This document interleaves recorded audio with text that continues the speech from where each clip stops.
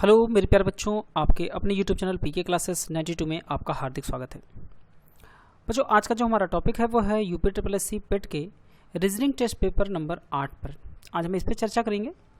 आइए स्टार्ट करते हैं अपने सेशन में, जिसमें क्वेश्चन नंबर हमारा पहला है।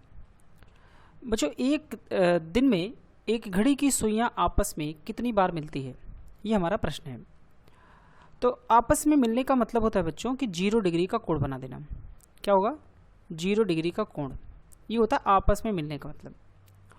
तो घड़ी में घंटे वाली सुई और मिनट वाली सुई बच्चों एक घंटे में एक बार मिलती हैं आपस में। कितनी बार मिलती हैं आपस में? एक बार। तो बच्चों 12 घंटे में जो मिलेगी सुइयाँ, तो बच्चों वो मिलती हैं कितनी बार? 11 बार। कितनी बार मिलेंगी? 11 बार। और बच्चों 24 घंटे में दोनों सुइयाँ जो आपस में मिलती हैं वो कितनी बार मिलती हैं? 22 बार मिलती हैं। ठीक है, 24 घंटे में कितनी बार? 22 बार। कब नहीं मिलती हैं? तो बच्चों ये जो सुइयाँ आपस में है वो 12 बजे से लेकर के 1 बजे के बीच में दोनों सुई आपस में नहीं मिलती। ठीक है, घंटे वाली सुई और मिनट वाली सुई दोनों सुइयाँ आपस में नहीं मिलती हैं। समझ में आ रही बात? नहीं मिलती हैं, आप ये कह सकते हैं। तो 12 से 1 के बीच में अगर नहीं मिलती हैं तो वही 12 घंटे में एक बार कम हो जाता है, तो यहाँ 11 बार हो जाता है। और यही समय दोबारा से दोहराता है जो है 24 घंटे में 2 बार। तो 24 घंटे में कितनी बार मिलेंगे बच्चों? 22 बार। तो यहाँ एक दिन में एक घड़ी की सुई आपस में कितनी बार मिलेगी? तो एक दिन का मतलब होता है बच्चों 24 घंटे। तो 24 घंटे में दोनों सुई आपस में कितनी बार मिलेंगी? 22 बार। तो आंसर जो हमारा हो जाएगा बच्चों वो हो जाएगा सी नंबर, यानी कि 22 बार आपस में मिलेंगे। समझ पा रहे बात को? आगे बढ़ते हैं। क्वेश्चन नंबर हमारा अगला है कि निम्नलिखित चिन्ह स्थान पर क्या आएगा? तो 11 के बाद है 17 बच्चों। तो अगर हम बात करें तो 11 में अगर हम 6 बढ़ा दें तो 17 हो जाएगा। तो 19 में बच्चों अगर हम 6 बढ़ा दें तो हमें जो प्राप्त हो जाएगा संख्या वो हो जाएगी 25, जो कि बच्चों कहीं पर भी विकल्प में 25 है ही नहीं। तो जब 25 नहीं है तो हम एक बात और यहाँ समझ लें, ये फिर आंसर तो हमारा होना नहीं है, यह फिर हमारा आंसर होना ही नहीं है। तो करना क्या है? तो 11 के बाद बच्चों जो हमारी अभाज्य संख्या होती है, क्या होती है? अभाज्य संख्या। समझ पा रहे हैं? 11 के बाद जो अभाज्य संख्या होगी बच्चों, 11 के बाद एक 13 होगा, तो 13 तो है ही नहीं। और 13 के बाद जो अगली अभाज्य संख्या होती है वो कितना होती है? 17 होती है। तो 17 यहाँ लिखा है। तो वैसे ही बच्चों 19 के बाद जो हमारी अभाज्य संख्या है, क्योंकि 19 भी एक अभाज्य संख्या है, तो 19 के बाद अगली जो अभाज्य संख्या होगी बच्चों वो कितनी हो जाएगी? वो हो जाएगी 23। तो हमें 23 तो लिखना नहीं है।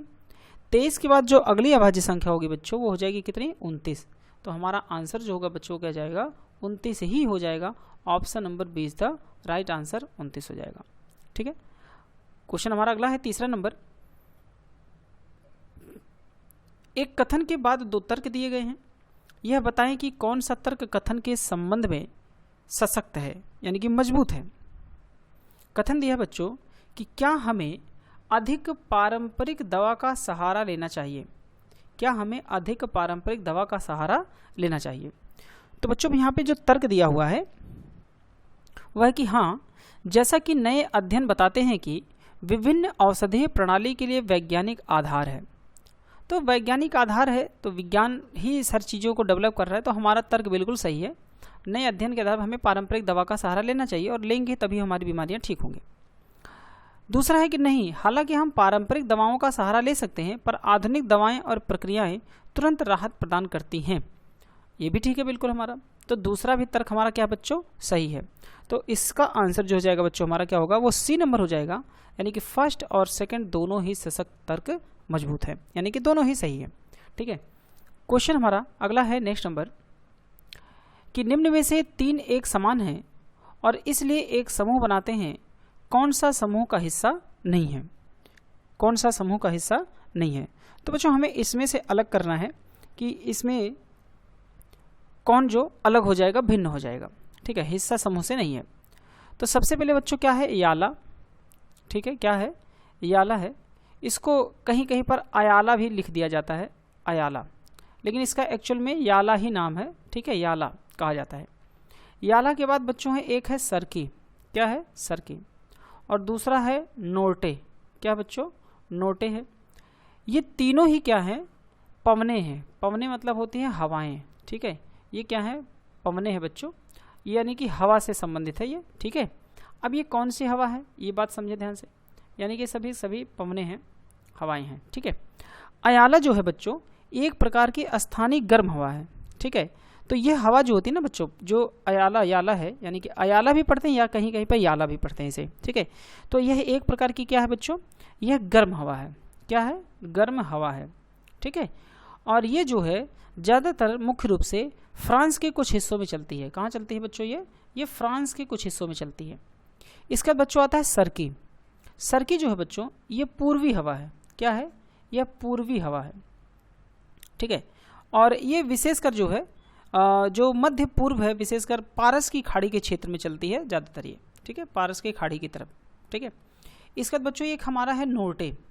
नोर्टे भी क्या है, ये जो तेज है ठंडी स्थानीय हवा है, क्या है, ये ठंडी स्थानीय हवा है, ठीक है। ठंडी जो है स्थानीय हवा है, ठीक है, स्थानीय हवा है नोर्टे, ये भी एक हवा ही है। और ये मुख्य रूप से कहाँ पर बनती है, यह मैक्सिको में चलती है। कहाँ चलती है बच्चों, यह मैक्सिको में मुख्य रूप से बहती है, ठीक है। वहाँ की खाड़ी जो तटी है उत्तर पूर्वी दिशा में की ओर ये बहती है। तो तीनों ही क्या है बच्चों, ये पवने हैं, हवा है। बल्कि पाब्लो जो है यह कोई भी हवा नहीं है, तो ये अलग हो जाएगा। पाब्लो जो है क्या होगा बच्चों, वो अलग हो जाएगा। बाकी की तीनों क्या है, पवन है, यानी कि हवा है, उससे संबंधित है। तो अलग हमारा कौन हुआ, पाब्लो। आगे बढ़ते हैं। क्वेश्चन हमारा 5वां है कि कूट भाषा में TURN को जो लिखा जाता है वो ST Q और M है। तो उसी तरह से LIMP को क्या कूट किया जाएगा। तो बच्चों T जो होता है वो 20 नंबर पे, S होगा 19 नंबर पे, U 21 नंबर है और T 20 नंबर है, R 18 नंबर है और यह 17 नंबर है, N 14 नंबर है और ये 13 नंबर है।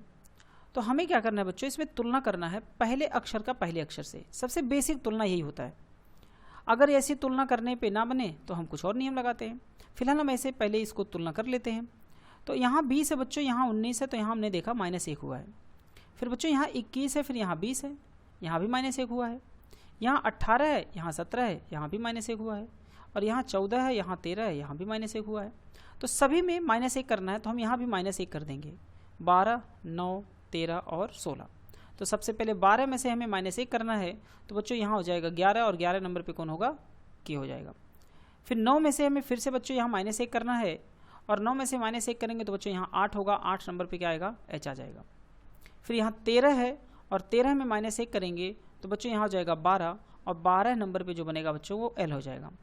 और 16 में से हमें फिर से -1 करना है बच्चों, तो यहाँ 15 होगा और 15 नंबर पे O हो जाएगा। तो KHLO बनेगा, KHLO option number 20 the right answer हो जाएगा। हमारा दूसरा ऑप्शन सही हो जाएगा। तो बच्चों ये 5 क्वेश्चन हमारे यूपी पेट के थे। तो वीडियो पसंद आई हो तो प्लीज़ वीडियो को लाइक करें, अपने दोस्तों के साथ शेयर करें और कोई भी डाउट हो तो कमेंट जरूर करें। वीडियो देखने के लिए आपका बहुत बहुत धन्यवाद। मिलते हैं नेक्स्ट वीडियोज़ में।